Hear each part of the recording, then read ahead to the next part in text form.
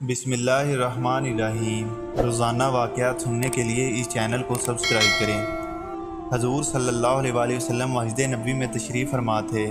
حضور صلی اللہ علیہ وآلہ وسلم نے فرمایا، میرے صحابہ، کوئی تم میں سے ہے جو میرے دشمن کو قتل کر ڈالے؟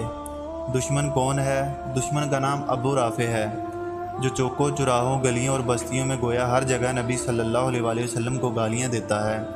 جب حضور کو پتہ چلا تو حضور نے فرمایا کہ اے صحابیوں، کوئی تم میں سے ایسا بھی ہے جو ابو رافع کو قتل کر کے جنت حاصل کرے؟ صحابہ موجود تھے۔ ہر صحابی کے دل میں یہ خواہش تھی کہ اس کو قتل کریں گے۔ اسی مسجد نبوی کے کونے میں ایک صحابی بیٹھا ہوا تھا جس کا نام عبداللہ بن ابی عتیق ہے، جو کہ آنکھوں سے نابینا تھے۔ اللہ کے دروازے پر سجدے میں گر جاتے ہیں، ہاتھ اٹھا کر کہتا ہے، اے اللہ، میں جنگ بدر، احد اور خیبر میں نہ جا سکا کیونکہ میں نابینا معذور ہوں، اس کا مجھے بہت افسوس ہے۔ اے اللہ، رسول اللہ صلی اللہ علیہ وآلہ وسلم کے اس دشمن کو میرے ہاتھوں قتل کرا کے مجھے جنت کا ٹکٹ عطا فرما۔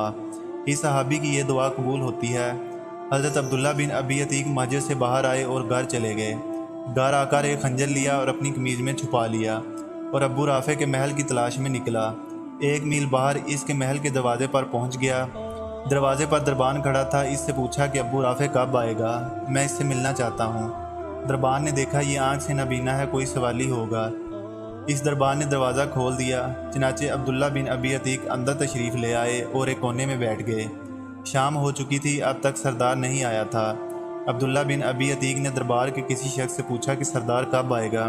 پتہ چلا کہ رات کو آئے گا۔ چنانچہ سردار عشاء کے وقت آ گیا۔ عبداللہ بن ابی عتیق نے کسی سے پوچھا، سردار کہاں جا رہا ہے؟ پتہ چلا وہ اس وقت شطرنج کھیلے گا اور اس کے بعد آرام کرے گا۔ ادھر یہ صحابی رسول حضرت عبداللہ بن ابی عتیق مکان کے بالا خانے پر چڑھ گیا جہاں سردار شطرنج کھیل رہا تھا۔ چنانچہ ابو رافع یہودی شطرنج کھیلنے کے بعد اپنے بالا خانے میں چلا گیا، وہاں جا کر آرام کرنے لگا۔ یہ صحابی آنکھوں سے نابینا تھے، اس کے دروازے پر جا کر بیٹھ گئے۔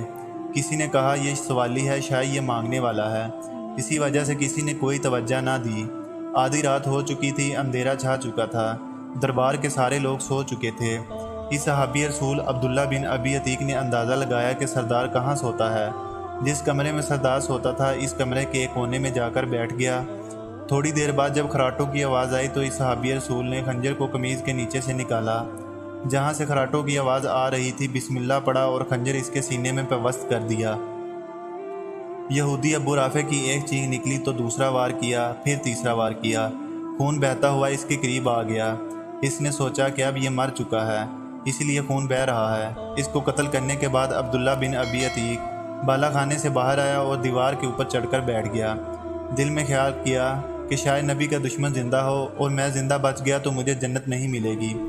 اب دیوار پر اس نیت کی وجہ سے بیٹھ گئے کہ جب تک محل سے آواز نہ آئے کہ ابو رافع کا قتل ہو چکا ہے، اس وقت تک نیچے چھلانگ نہیں لگاؤں گا۔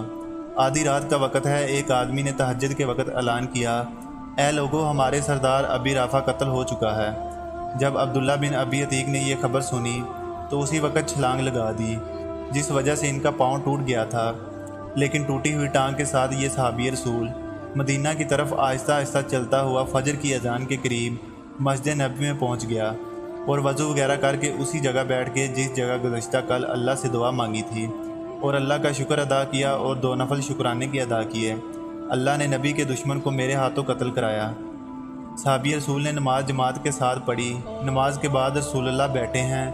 پیغمبر کو کسی نے نہیں بتایا کہ ابو رافع یہودی کو قتل کر دیا گیا ہے۔ تھوڑی دیر گزری تھی کہ آسمانوں سے جبرائیل امین پیغمبر پر وحی لے کر آئے اور فرمایا، اے اللہ کے نبی، آج رات آپ کا دشمن قتل کر دیا گیا ہے۔ حضور نے پوچھا کس نے قتل کیا؟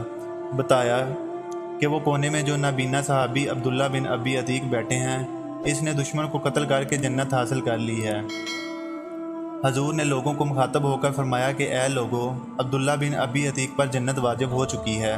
حضور صلی اللہ علیہ وآلہ وسلم نے عبداللہ بن ابی عتیق کو بلایا۔